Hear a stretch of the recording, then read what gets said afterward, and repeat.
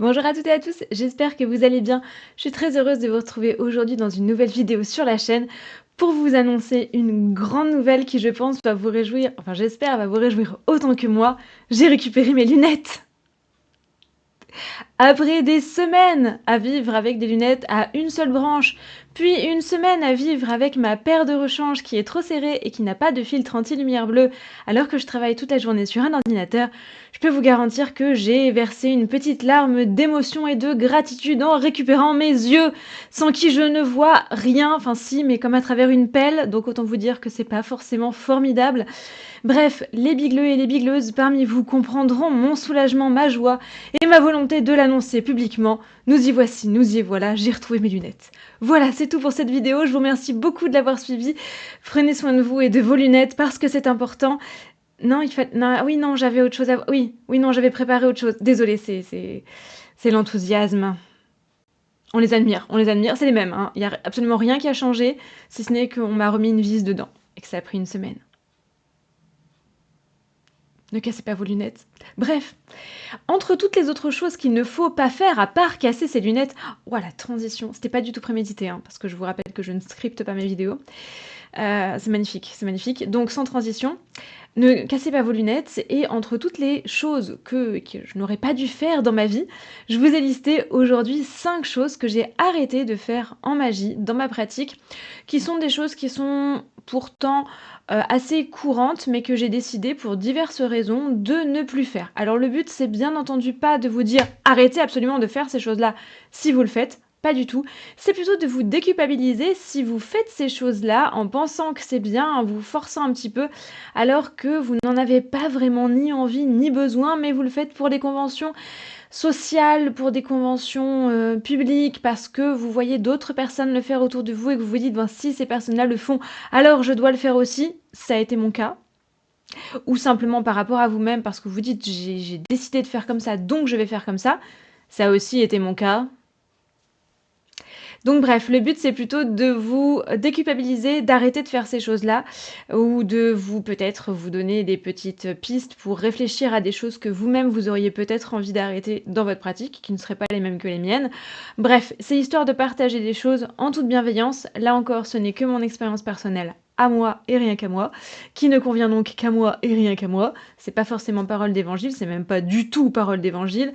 Je ne prêche pas pour une paroisse particulière, c'est juste histoire de vous donner mon ressenti, mon expérience, en espérant que peut-être elle puisse vous inspirer. Ou pas. Ça peut aussi ne pas vous inspirer du tout, et c'est ok. Donc, allons-y gaiement, en avant Guingamp. Première chose que j'ai arrêté de faire, alors ça je sais que ça va en faire hurler certains, c'est de tracer systématiquement un cercle quand je pratique. Alors le cercle, je vous en ai déjà parlé, si jamais j'ai fait 2 vidéos sur le sujet. Une vidéo, celle que je vous mettrai sur la fonction du cercle, parce que c'est celle qui va nous intéresser aujourd'hui. Et j'en avais même fait une deuxième que vous pourrez retrouver en tapant cercle dans la barre de recherche de la chaîne sur la manière qu'on peut, enfin les manières qu'on peut avoir de tracer un cercle. Pour résumer très rapidement, un cercle, c'est plutôt, on devrait plutôt appeler ça une sphère, puisque c'est plutôt une sphère qu'un cercle. C'est une bulle énergétique que l'on trace autour de soi avant de pratiquer et qui a une double fonction, une fonction protectrice, on empêche les choses extérieures de rentrer, et une fonction de contention, si on peut dire, on empêche les choses de sortir.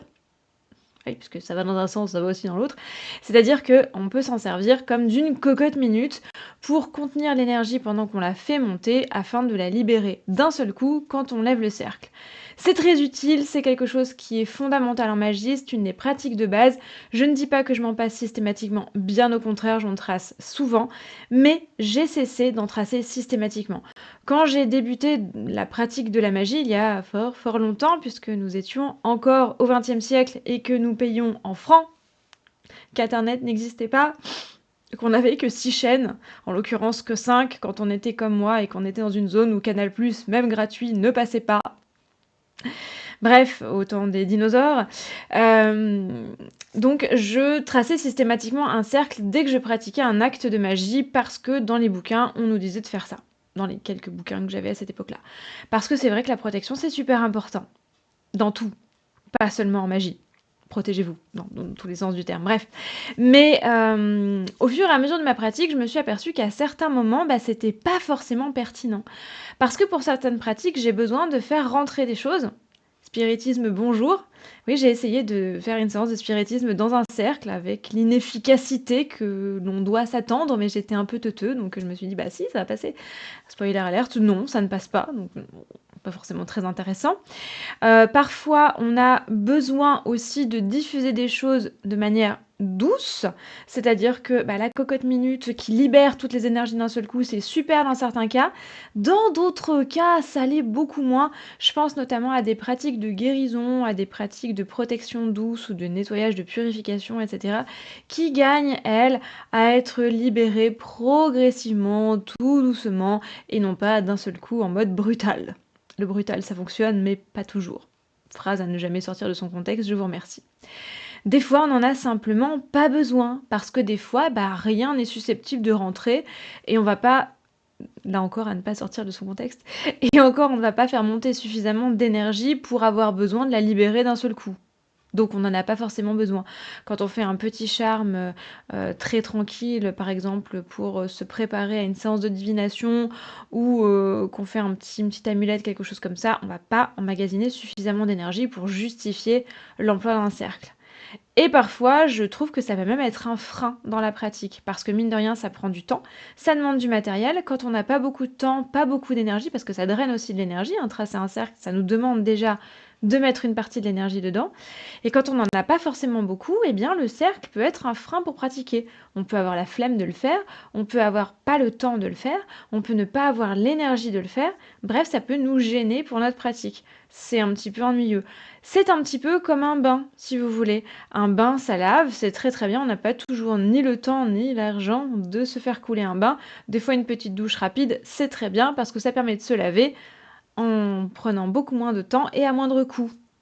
Oui, je fais toujours des métaphores de grande qualité, vous avez compris. Si on veut reprendre l'exemple de la cuisine, c'est un petit peu comme si on faisait une recette express par rapport à une recette qui va nous demander 3000 temps de levage, etc., etc. Donc, j'ai arrêté de le faire. Je me réfléchis toujours avant d'entreprendre un acte de magie en me disant: est-ce que le cercle est absolument nécessaire à ce moment-là? Est-ce qu'il est absolument utile?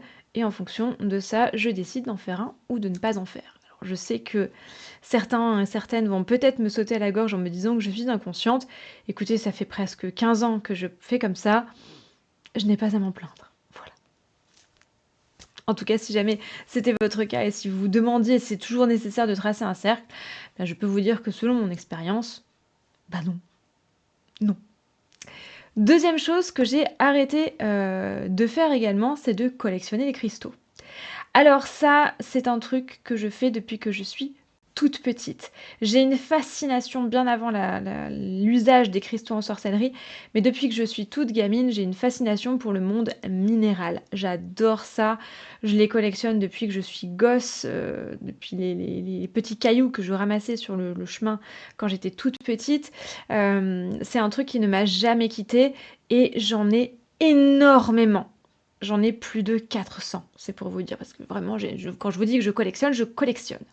Et j'ai eu une phase où, quand j'ai découvert, qu'en plus de la décoration, de la science et du bonheur que rassemblaient ces cailloux, tel un gobelin ou tel un smogue sur son trésor pouvait faire au dragon qui est en moi, quand j'ai découvert qu'en plus on pouvait les utiliser en magie, autant vous dire que ça a été une débâcle sans nom et que je me suis mise à en accumuler énormément.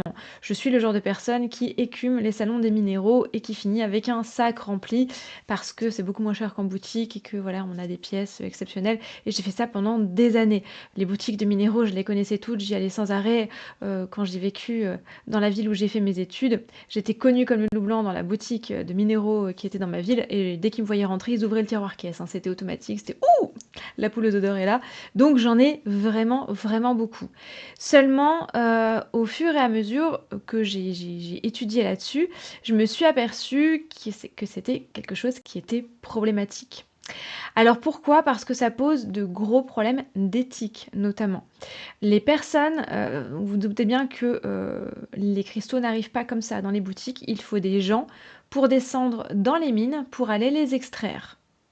Ça fait un peu Germinal sur le papier. Sachez qu'en réalité, c'est parfois pire que Germinal. J'ai vu des documentaires sur les conditions de travail des personnes qui étaient envoyées dans les mines et c'est absolument effroyable. Sachant que les filons sont quelquefois dans des boyaux très étroits, je vous laisse deviner que les personnes qui sont envoyées récolter et miner les cristaux dans ces boyaux doivent être de corpulence assez faible, de taille assez faible. Oui, on parle d'enfants, voilà. D'enfants qui sont envoyés dans les mines en 2025 pour récolter des cristaux. Alors, c'est quelque chose que sans doute beaucoup d'entre vous connaissent déjà, savent déjà. Moi, j'ai appris ça il y a quelques années déjà, donc j'essaye de ralentir ma consommation de cristaux suite à ça, parce que les conditions sont vraiment abominables. Ce sont des gens qui sont souvent, bien entendu, sous-payés, qui travaillent dans des conditions de sécurité absolument désastreuses, complètement absentes, qui mettent leur vie en danger, qui travaillent 12, 13, 14, 15 heures par jour sans jamais voir la lumière du soleil. Oui, oui, c'est germinal, quoi. C'est vraiment effroyable. En plus de ça, ajoutons à cette merveilleuse joyeuseté le fait que pour trouver des cristaux, il faut creuser. Parce que oui, les cristaux ne poussent pas sur les arbres, hein, c'est dans la terre et dans les grottes. Ce qui fait que quelquefois, certaines extractions, certaines carrières dévastent complètement l'environnement. On rajoute à toutes ces joyeusetés les frais et la pollution engendrée par les transports, parce que faut bien les ramener en France, hein, parce que on va pas les exploiter dans le Larzac. Enfin, il y en a dans le Larzac, mais pas seulement. Il y en a aux quatre coins du monde, donc il faut bien les ramener par bateau, par avion, par cargo, etc. En plus de ça, certains sont façonnés ensuite, hein, toutes nos pierres roulées, elles sont roulées dans du sable ou dans de l'eau. Voilà, comme si l'eau n'était pas la ressource la plus importante sur la planète. En plus, on la gaspille pour rouler des cristaux. Donc autant vous dire qu'au niveau éthique, humain et écologique, c'est une catastrophe. Alors, évidemment, ma passion pour les cristaux n'a pas diminué pour autant. Je conserve ce que j'ai, bien entendu. J'ai appris à me contenter de ce que j'ai. Alors c'est facile à dire quand on en a 400, je vous l'accorde. Mais je me suis aperçue aussi que j'utilisais toujours les mêmes et qu'au final, c'était plus un toc de pie voleuse. C'est pas pour rien que mon animal ombre, c'est la pie, quand on voit ma propension à faire des collections et à accumuler des trucs dont je me sers pas, mais que je regarde avec bonheur. Voilà, c'est un concept, hein, on se refait pas. Mais je me suis dit, après tout, j'ai tout ce qu'il me faut pour pratiquer et si j'ai besoin d'assouvir mon besoin de collectionnite aiguë, eh bien, je peux aller dans les salons, je peux aller dans les expositions, je peux aller dans les musées sans acheter, juste en touchant avec les yeux, comme me disait ma mère quand j'étais petite. On touche avec les yeux. N'essayez pas de le faire, ça pique. Surtout si vous utilisez des cristaux bruts, ça fait mal de les toucher avec les yeux. J'y vais, Enfin bon, bref. Et surtout, alors, je n'arrête pas totalement d'acheter des cristaux. Cela étant dit, je me permets des achats de temps en temps, en particulier quand je peux vérifier la provenance des cristaux. On a notamment pas mal de mines locales vers chez moi. Quand je fais des salons, je me déplace, il y a souvent des exposants en fait qui sont des exposants locaux et qui récoltent eux-mêmes leurs cristaux. Alors ils sont un petit peu plus chers, oui, parce que faut rémunérer les gens. Si les cristaux ne sont pas chers, dites-vous que c'est parce que les gens qui les ont extraits n'étaient pas rémunérés, hein. Et on les payait en leur jetant des cailloux, littéralement. Donc, j'essaye de privilégier ce genre de choses. Alors, généralement, évidemment, ces cristaux sont beaucoup moins jolis, ils sont beaucoup moins exotiques, ils ont beaucoup moins de gueule que les magnifiques labradorites multi-reflets de Madagascar, certes. Mais ceci étant dit, c'est un peu plus authentique, c'est local et ça fait moins de mal. Il y a aussi certains fournisseurs qui ont à cœur une certaine éthique professionnelle et qui donc proposent, alors il n'y a pas de commerce équitable pour les cristaux, pas à ma connaissance du moins, mais qui en tout cas garantissent que la provenance des cristaux n'employait pas d'enfants ou employait des travailleurs qui étaient rémunérés à peu près correctement. Je dis bien à peu près parce que bon, c'est à géométrie variable. Je m'autorise quelques fossiles de temps en temps et des pièces vraiment exceptionnelles si vraiment j'ai un coup de cœur.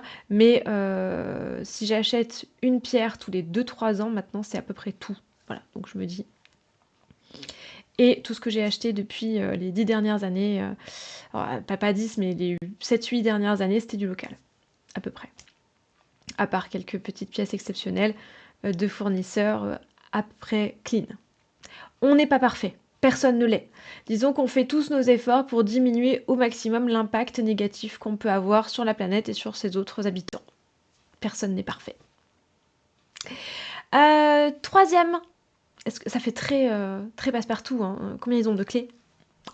Troisième chose que j'ai arrêté de faire, c'est chercher absolument à pratiquer pour les esbats et les sabbats. Donc les esbats, on le rappelle, c'est les célébrations de la pleine lune. J'avais fait une vidéo à ce sujet qui est très vieille et très laide, où j'ai la tête coupée. Je vous la mets pour le folklore, parce que bon, son contenu est toujours bon, mais le son est dégueulasse, l'image est affreuse, et en plus, je suis cadrée telle Marie-Antoinette. Et les sabbats, donc, ce sont les célébrations de la roue de l'année. Ça, je vous ai fait une playlist complète que vous trouverez dans la liste des playlists de ma chaîne, avec 2 versions à chaque fois pour chaque sabbat, donc vous avez matière. Mais il est vrai qu'on a cette image du sorcier, de la sorcière, du païen, de la païenne, qui pratique et qui célèbre systématiquement tous les esbats et tous les sabbats. Quand vous lisez un livre, on a l'impression que c'est un tout et que qui prend l'un prend le tout. Spoiler alert, c'est complètement faux. Les célébrations des pleines lunes et les célébrations des sabbats, ce sont des choses qui sont extrêmement contemporaines, extrêmement récentes. Les sabbats, ils ont été codifiés à partir des années 50 dans les premiers écrits de Gerald Garner quand il a défini la Wicca. Ils ont été terminés, donc c'est-à-dire que Gerald Garner en avait 4. Ils ont été additionnés de 4 autres par la suite pour finalement donner ce qu'on a aujourd'hui dans les années 70 grâce à un auteur qui s'appelle Aidan Kelly, qui les a mis en forme, leur a donné des noms, etc., à ceux qui n'en avaient pas encore. Donc c'est très récent, donc ne vous dites pas que vous allez bafouer une tradition millénaire de vos aïeux et que les anciens, c'est comme si non, non, sauf si les anciens, c'est Michel Drucker. On peut considérer que Michel Drucker est un ancien, auquel cas, effectivement, à l'époque des anciens, donc de Michel Drucker, on fêtait les 8 sabbats. Moi, dans les anciens, j'ai plutôt l'image de Nabucodonosor, mais chacun sa vision du temps, à vous de voir. Toujours est-il que, effectivement, c'est une reconstruction, c'est quelque chose d'extrêmement néo-païen, donc de complètement contemporain. Donc si jamais c'est ça qui vous chiffonne un petit peu en vous disant que vous êtes un mauvais païen, une mauvaise païenne si vous ne le faites pas, sachez que c'est faux, hein. C'est quelque chose qui est tout à fait nouveau. Par conséquent, si quelqu'un dans les années 70 a pu inventer ça, vous, dans les années 2020, pouvez tout à fait inventer votre autre système. Il n'est pas plus légitime que vous, Aidan Kelly, hein, il n'y a pas de souci de ce côté-là. Et toujours est-il que moi, en fait, ce but que je m'étais donné de fêter systématiquement tous les esbats, tous les sabbats, quand j'en ratais un, j'avais un sentiment d'échec et de nullité absolue où je me disais, bah, tu vois, tu l'as raté, c'est nul. Tu es nul, c'est pas bien, tu l'as pas fait, c'est pas bien. Donc je me sentais minable d'avoir échoué dans ma bonne résolution. Alors que c'était souvent pas par flemme, c'était plus parce que, bah, dans la vie, on a des impondérables. Les dates des sabbats et des esbats n'étant pas des jours fériés dans notre calendrier, ça tombe souvent à des moments qui nous arrangent pas trop. On va pas se mentir, c'est pas toujours compatible avec l'emploi du temps d'un adulte qui a une vie en dehors de la sorcellerie, qui a un métier, qui a des enfants, qui a une vie de famille, qui a une vie personnelle, des loisirs, etc. Bah, pour vous dire, la dernière pleine lune, je m'étais dit, allez, je vais faire un truc. Et puis c'était un soir où j'avais eu un entraînement d'AMHE. Je suis rentrée chez moi à 22h30, absolument rincée, avec un bleu de la taille de l'Iowa sur mon genou droit, en me disant, j'ai faim, j'ai super faim. Je veux aller manger, donc autant dire que le tirage que j'avais prévu de faire à la pleine lune, eh bien je ne l'ai pas fait parce que mon frigo m'a appelé beaucoup plus fort que mon oracle. Et c'est pas grave, parce que bah, les besoins physiologiques, comme manger, doivent primer sur les besoins spirituels, je pense. Puisque en fait, on peut faire l'un sans faire l'autre, c'est-à-dire qu'on peut vivre et manger sans avoir fait un tirage. En revanche, si je ne mange pas et que je fais une crise d'hypoglycémie, je ne pourrais pas faire mon tirage, donc c'est complètement stupide. Du coup, c'est vraiment quelque chose que j'ai déconstruit et aujourd'hui, je fête les sabbats et les esbats quand je m'en sens capable et quand je me sens dans les énergies. En plus de ça, j'avais remarqué que quand je me forçais à fêter un sabbat ou un esbat, j'y mettais des choses qui n'étaient pas sincères, qui n'étaient pas authentiques et que du coup, ben, la célébration avait une espèce de saveur assez insipide au final et que au lieu de me sentir bien à l'idée de l'avoir fait quand même, et ben, je me sentais quand même pas bien à l'idée de l'avoir fait pas correctement. Du coup, j'y perdais sur tous les fronts. Donc maintenant, je ne dis pas que je suis schlag, mais je fais les choses quand je le ressens et croyez-moi, je m'en porte bien mieux et ça veut pas dire que je le fais moins pour autant. Même au contraire, j'ai l'impression de le faire plus et en tout cas de le faire mieux. Dans la même veine, 4e conseil, eh bien, c'est la même chose avec la décoration de mon hôtel. Avant, ça vous l'avez sans doute vu à l'époque des blogs, à la grande époque où j'avais un blog, les plus anciens et anciennes d'entre vous s'en souviendront peut-être, je faisais une décoration de mon hôtel pour chaque sabbat. Sur le papier, c'est une très bonne idée. En pratique, un peu moins. Parce que déjà, ça me mettait une contrainte. Il faut que je fasse mon hôtel. Il faut. C'est pas forcément la chose que je trouve la plus pertinente en religion et en spiritualité, le il faut. Au contraire, nous, les religions néo-païennes, on a plutôt tendance à s'affranchir des dogmes, donc s'en rajouter un, est-ce pertinent? Alors oui, on a des obligations, oui, il y a des choses à faire, certes, mais la décoration de l'hôtel est-elle un indispensable? Vous avez 4 heures.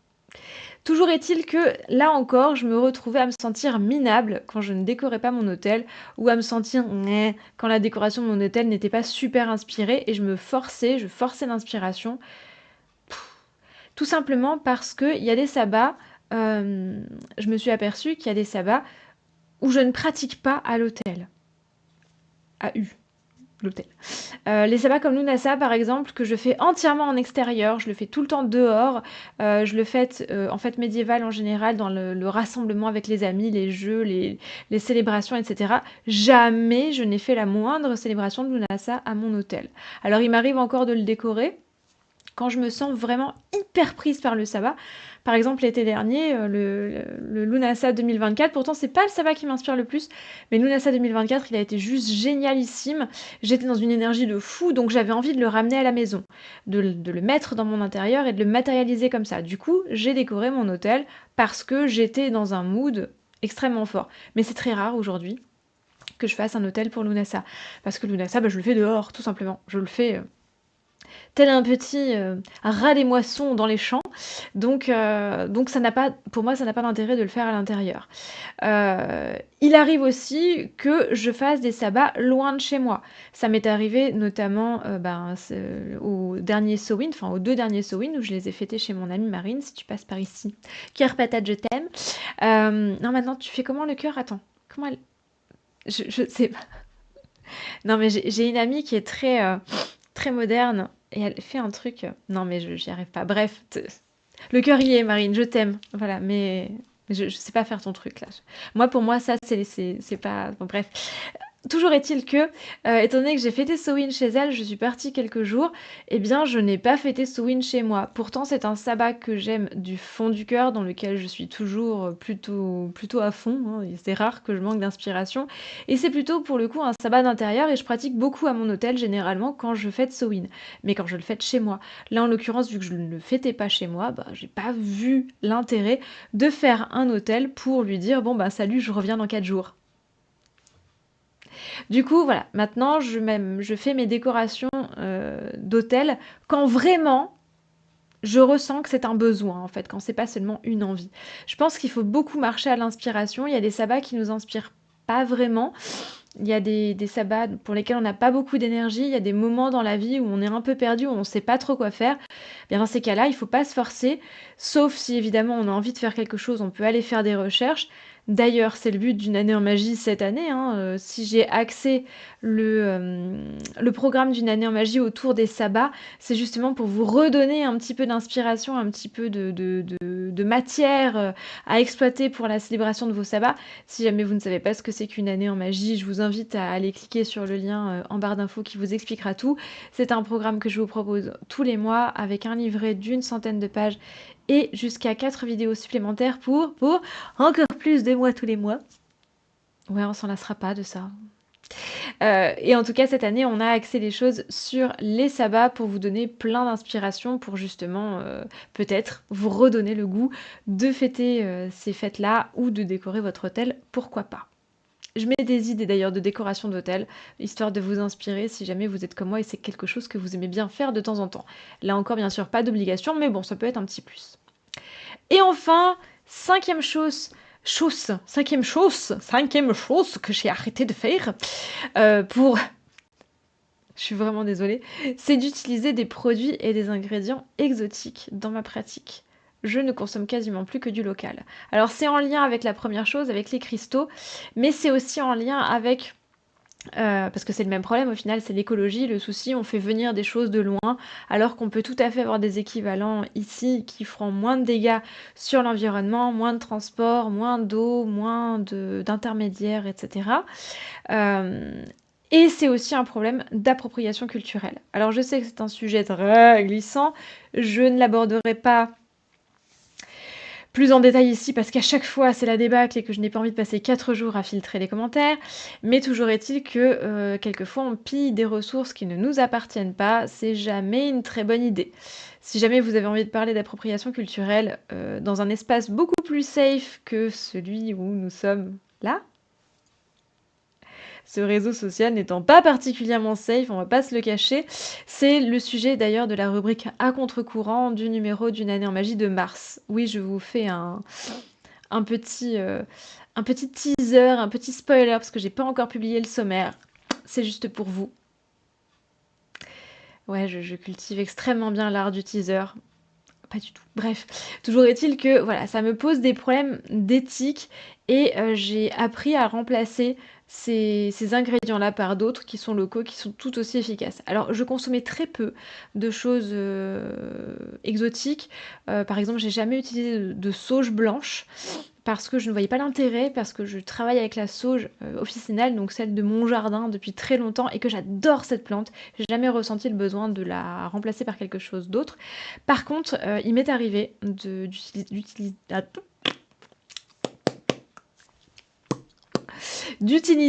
du Palo Santo. On fait tous des erreurs. Ne me jetez pas des cailloux. Surtout s'ils viennent de loin et s'ils ont été extraits dans des conditions épouvantables. Mais c'est pas dingue, on va pas se mentir. Donc je l'ai remplacé par du romarin et du romarin de mon jardin, toujours. Alors oui, l'odeur n'est pas aussi agréable. J'ai l'impression de brûler ma grand-mère puisqu'elle mangeait énormément de bonbons à la sève des pins qui sentaient très fort le romarin. Et du coup, quand je brûle du romarin, j'ai l'impression de brûler mémé. Bref, toujours est-il que je trouve ça tout aussi efficace que le Palo Santo. On n'a pas besoin d'aller chercher à l'autre bout du monde des choses dont on a besoin aujourd'hui. Dans notre quotidien, je crois qu'on le fait assez dans notre alimentation, même si là aussi je m'efforce de consommer le plus local possible. Mais on peut pas, hein, on va pas se mentir, on peut pas faire du 100% local. Enfin, il y a peut-être des gens qui y arrivent, mais moi en tout cas je n'y arrive pas. J'essaye au maximum de le faire. Donc j'essaye de le faire dans tous les aspects de ma vie. On peut jamais être parfait, là encore. Je pense que l'essentiel c'est de faire de son mieux et d'avoir stoppé l'utilisation de ces produits-là. Ça fait partie de mon mieux. Et comme je me sens moins coupable d'utiliser des ressources qui ne m'appartiennent pas et qui font du mal à la planète, eh bien je me trouve plus sincère et plus authentique dans ma pratique. Ça rime. Il y a une raison. Ou pas. Bref, voici en tout cas pour moi pour les choses que j'ai arrêté de faire. Si jamais vous aussi, il y a des choses que vous avez laissées de côté et que vous avez envie de partager cette expérience avec les autres membres de la communauté Toitube, n'hésitez pas à le faire dans les commentaires, ils sont là pour ça. Si la vidéo vous a plu, laissez-lui un petit j'aime, un petit commentaire et diffusez-la autour de vous pour la faire remonter dans l'algorithme. Et si vous voulez me soutenir encore plus activement, sachez que je viens d'ouvrir un compte Tipeee. J'aurais dû en parler en milieu de vidéo pour justement faire en sorte que les gens ne partent pas à la fin, mais je suis très mauvaise en marketing, donc j'en parle à la fin quand la moitié et les trois quarts d'entre vous sont partis. Voilà. Mais j'ai ouvert un compte Tipeee, j'ai un peu besoin de votre aide, je vous avoue que la chaîne vivote. C'est compliqué depuis les derniers algorithmes et surtout depuis la nouvelle politique de publicité qui a été mise en place par YouTube et qui nous a fait beaucoup, beaucoup de mal. Je vous comprends, les publicités, c'est une plaie, c'est abominable et c'est insupportable. Je comprends très bien les gens qui me mettent en commentaire que mes vidéos sont inregardables à cause du nombre de publicités. Sachez que je n'y suis pour rien. Mais le résultat, c'est que beaucoup plus d'entre vous utilisent soit des bloqueurs de publicité, soit passent les vidéos et s'en vont et ne regardent pas jusqu'au bout. Donc on a énormément perdu en revenus, puisque le peu de revenus qu'on touchait, c'était vous qui regardez les publicités. On est tous dans le même cas, on est tous en train d'agoniser. Du coup, pour continuer à faire vivre la chaîne, j'ai ouvert un Tipeee où vous pouvez me soutenir. Et ce Tipeee, il a une particularité, c'est qu'il vous donne droit tous les 2 mois, quelle que soit la somme que vous me versez, à une participation à un tirage au sort pour gagner des goodies. Voilà, je me suis dit que ce serait une petite manière d'avoir un petit retour pour votre soutien. Alors, ces goodies vont être de différentes natures. Ça peut être un numéro gratuit d'une année en magie. Ça peut être un de mes e-books. Je vous rappelle que j'en ai 3, un sur Etsy, un sur les runes, un sur les OWAM et un de recettes de cuisine. Voilà, ça peut être des petits contenus comme ça peut être une vidéo supplémentaire, ça peut être voilà, des petites choses. Pour l'instant, ce sera donc du dématérialisé. Et si jamais j'arrive à avoir suffisamment de soutien, on passera à des objets physiques. Donc ça pourra être un outil, une trouvaille. Par exemple, si je trouve un joli chaudron, si je trouve un bel objet à vous faire gagner, de temps en temps, je ferai ça. Donc je ferai un tirage tous les 2 mois pour déterminer un gagnant ou une gagnante pour lui envoyer son lot. Donc c'est toujours assez sympathique comme petite répartie, contrepartie. Il est tard, contrepartie. Comme contrepartie, et en plus de ça, vous aurez l'opportunité de voir vos noms figurer dans le générique de fin à la fin de chaque vidéo. Donc voilà, un petit plus pour vous remercier de votre soutien. Et bien entendu, pour un soutien encore plus actif, vous avez l'abonnement à Une année en magie, où là vous avez une grosse contrepartie, puisque vous avez un livret de 100 pages et 4 vidéos, et jusqu'à 4 vidéos en plus en fonction des abonnements. Donc c'est toujours pas mal. Je vous remercie infiniment je remercie infiniment celles et ceux qui me soutiennent et qui me soutiendront. Merci beaucoup à vous, cœur patate avec les doigts. En attendant la prochaine vidéo, prenez un très grand soin de vous, passez une bonne semaine et plus que jamais, restez magique. À très vite. Bye.